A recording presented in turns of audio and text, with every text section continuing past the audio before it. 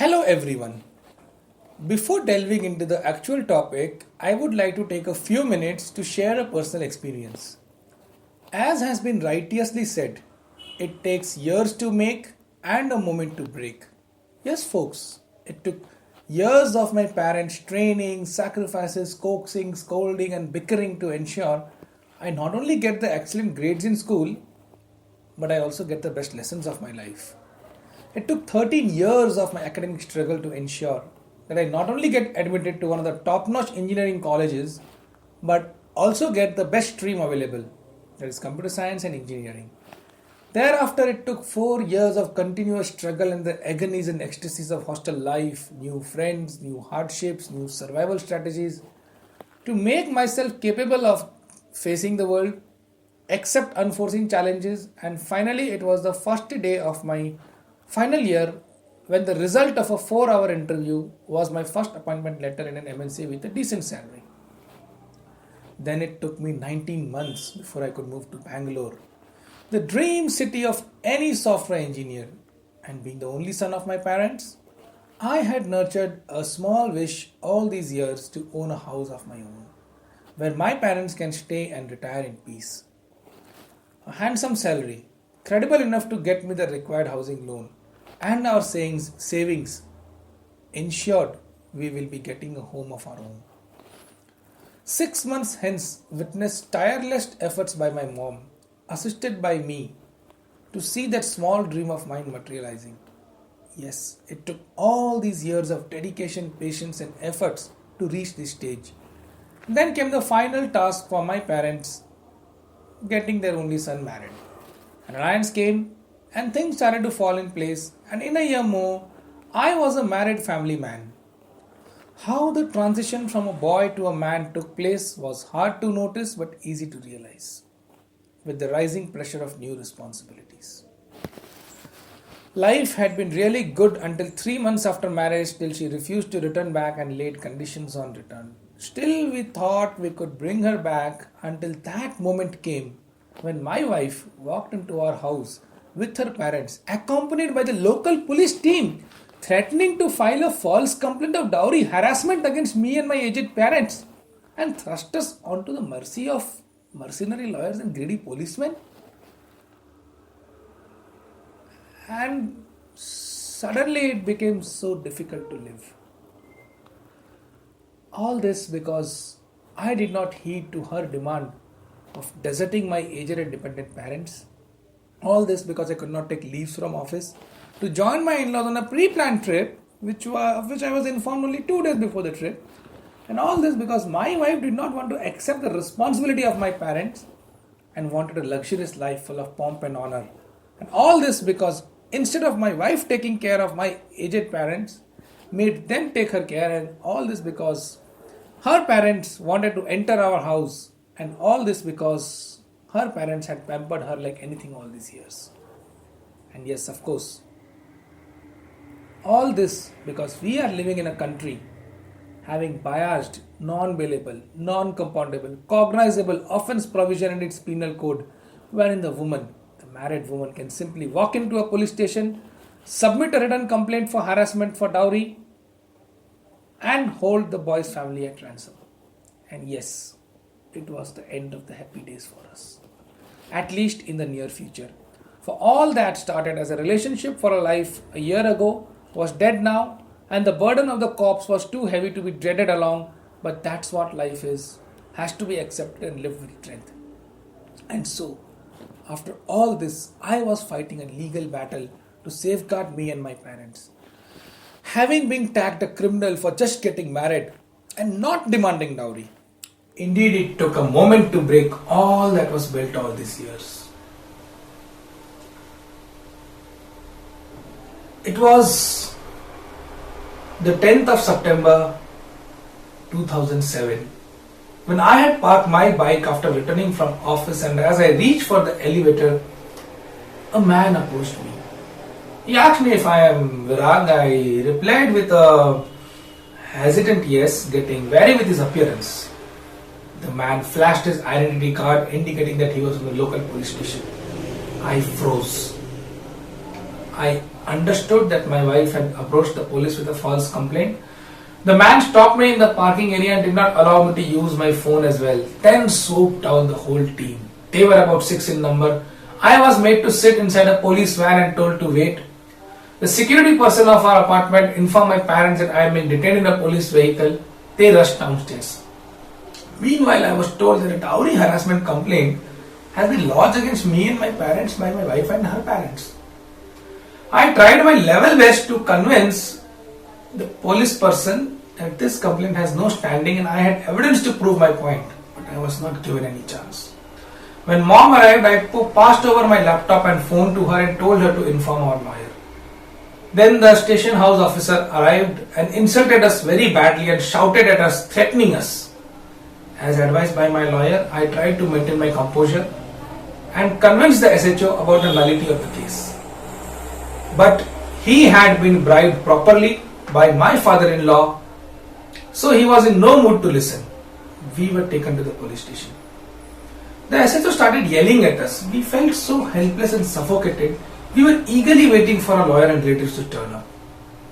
The SHO abused me, saying why I harassed my wife for dowry, for which I tried to persuade him. That is not true. In fact, there was no dowry system in our community and we had not demanded a single paisa from them. We took good care of her. I also told him that she hated my parents and that's why she left the house on her own accord. She wants me to abandon my parents. The SHO shouted at me, telling me not to speak to him and asked me to wait. Dejected and tense, I came out and sat on the bench. My parents were equally tensed. Just then, my lawyers and relatives arrived. We felt a little better. My lawyers talked to the police and they informed me that my wife is demanding 12 lakhs to settle the case. 12 lakhs to not file a false case against us. But as I refused to pay the money, the case was registered and we were kept in custody. My wife and her parents left the police station. The whole episode and the ease with which a false criminal case was foisted upon us made me realize that there is something fundamentally wrong with the society. My trust on the system as we see it was shaken.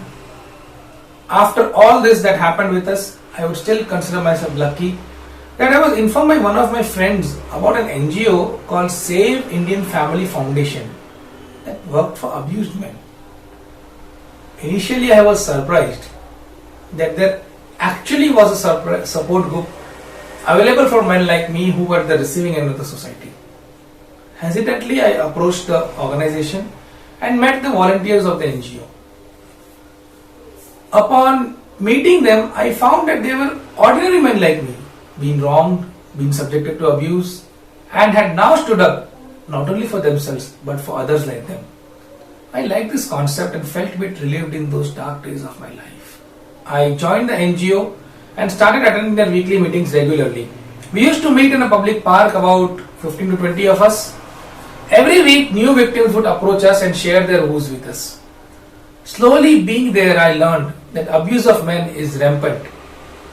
Listening to those heart-wrenching stories, a revelation occurred to me that there is a severe lack of awareness about men's rights and men's issues.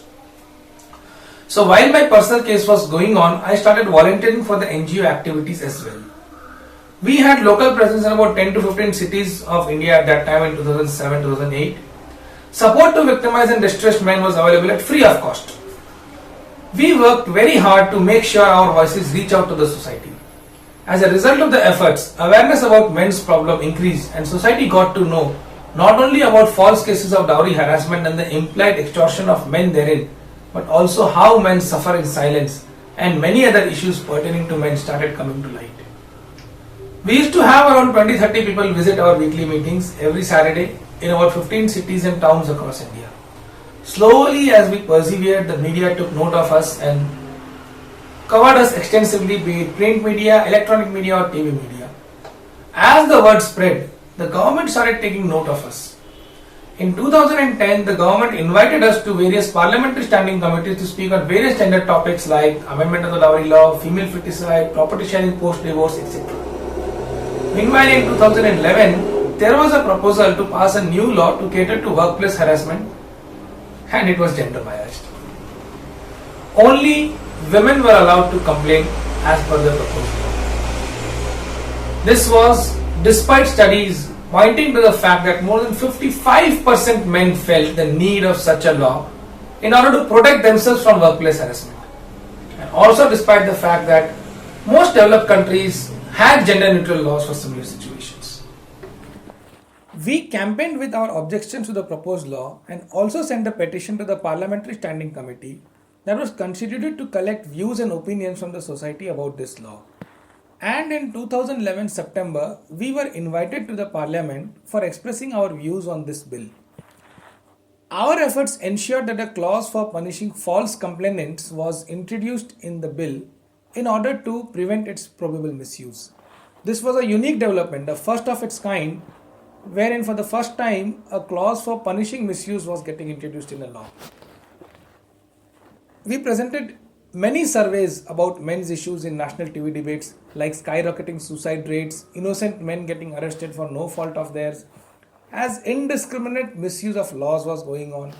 In one such live debate on IBN 7, we presented a study which said that 40% of the men who approach us belong to the IT industry. It was a very enriching experience for me to work on all these initiatives along with other fellow men for the cause of men's rights and men's issues. It helped me overcome the trauma I underwent owing to personal crisis. It also helped me develop a bigger and broader perspective for the gender bias and discrimination that I was subjected to, and it empowered me to overcome my victimhood. Meanwhile, our efforts ensured that during the years 2008 and 2009, we roughly got 1500 media articles all over India about men facing abuse and discrimination from society and law.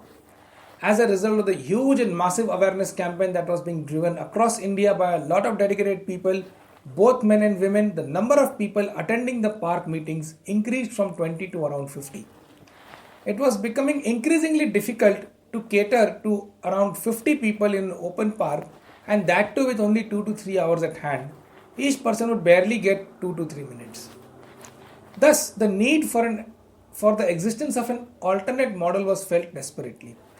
Even many people who would visit would often ask if an office was available. Hence, around 2010, we started pondering over this idea of an alternate model to help victimized and distressed men. As we discussed and deliberated amongst ourselves, the idea slowly evolved into the concept of community centers for men. So, what exactly is a community center for men? A community center is a place where victimized and distressed men can sit together and talk about their pains and issues in life. They can meet fellow men who have gone through or are going through similar or severe experiences and connect with them. This is a place where men can get a listening space where they can talk about their problems and weaknesses without being judged or ridiculed at. Also, in a community center, men can get some semblance of a support which enables them to face the situation powerfully. Life can be so cruel at times that one finds oneself at loggerheads with their own selves. As we speak, I recollect the story of a man who was on a guilt trip due to excessive drinking habits. As he started sharing his problems with us, we found that he was into excessive drinking as his parents had constantly driven into his mind that he was not a good son. This induced guilt made him an addict of alcohol. We found that these kind of problems faced by men required detailed listening and counseling and needed an office space which would enable us to provide an extended hand of help to such men. Many such men who cannot get to such help either trickle into substance abuse or quite a few times into committing some kind of a crime.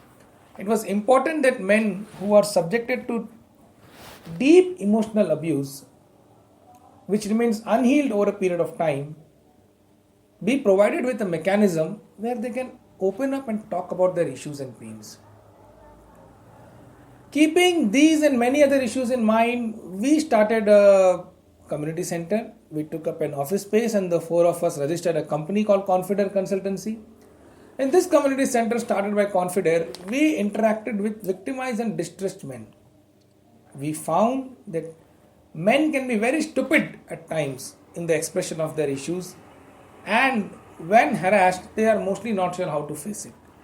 Most men find it very difficult to break their relationship or marriage, even though his wife or partner may be very abusive and extremely cruel towards him. This becomes all the more complicated when a man has children.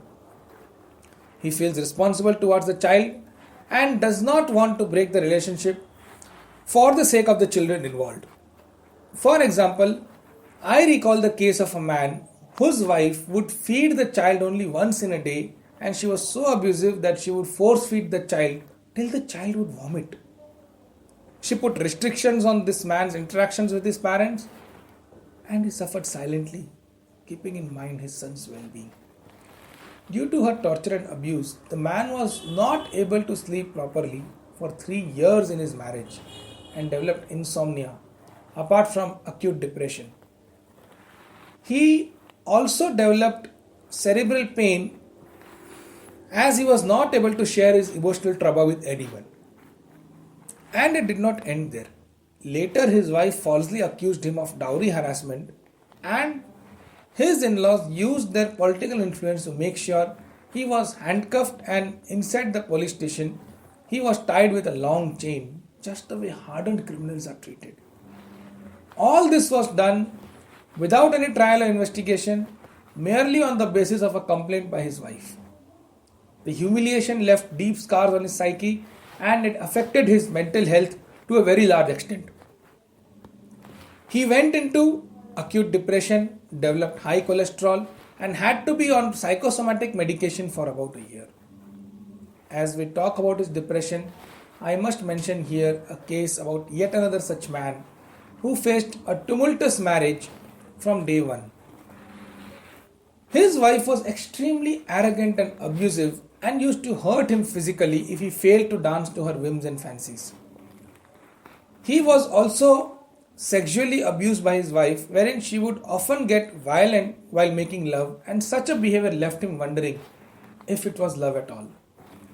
He conveyed his situation to his parents, who refused to believe him at the first instant that any woman can be so abusive. He recorded some of her abuse and showed scars of physical abuse to his parents, and then only they believed him. Having left with no option to save his marriage, he approached a marriage counselor. Even in those counseling sessions, his wife did not cooperate with him because as the sessions progressed, she was slowly getting exposed. Finally, she deserted him and filed 2 separate cases of dowry harassment against him. Due to the harassment that he underwent, he went into depression. His eating habits went haywire and he put on a lot of weight to the point of being called obese. His physical and emotional health went for a toss as he developed low self-esteem, and his performance in office went down, endangering his career. These examples go to show that when men are subjected to harassment and abuse, it leaves deep psychological scar on their mental health, which can be life-altering at times and severely affects their health. These health issues have severe implications in men's lives. Many men find it very difficult to cope with the issues as they also lack social support. They develop suicidal tendencies, and many men end up committing suicides, as we see in the suicide statistics by National Crime Record Bureau. Intimate partner violence is another severe problem which men face, and this problem has 2 ugly faces. One is the problem itself, and the second is the non-acceptance of this problem by society at large. This social apathy towards the problem and its victims, that is men, leaves them high and dry, forcing them to bottle up their emotions. This bottling up of emotions leads to stress in men. In turn, the stress leads to many life-threatening diseases like high blood pressure, cardiac arrest, strokes, high cholesterol, diabetes, etc. It also deteriorates their general psychosomatic health and emotional state of being. Our research and study tells us that in India, an estimated 20 million men directly suffer due to health and emotional turmoil issues arising out of abuse, harassment, and intimate partner violence. Also, social stereotypes around men force men to remain silent about the subtle form of abuses which keeps bottling up, and when they erupt, the form of expression is mostly unacceptable to the society. Through our initiative of starting and running community centers for men, we intend to provide them with a non judgmental listening space, a platform to share their woes and concerns, and a mechanism to heal their emotional wounds, help them cope up with the stress, and get some peace of mind. During the process, many such men realized the gravity and magnanimity of the grim situation of men in the society and recognized the need to work for for welfare of men. As they volunteer themselves for a bigger cause, not only that they forget their own worries but are also able to heal themselves to a larger extent as well. They transcend from being a victim to being an empowered person and spread the light of hope to thousands of other such men. So at the end, we need to think, what do these men mostly want to approach us? So during our interactions with men in the community center, we also found that most victimized and distressed men look for semblance of a peace of mind and want to know how to reduce their stress.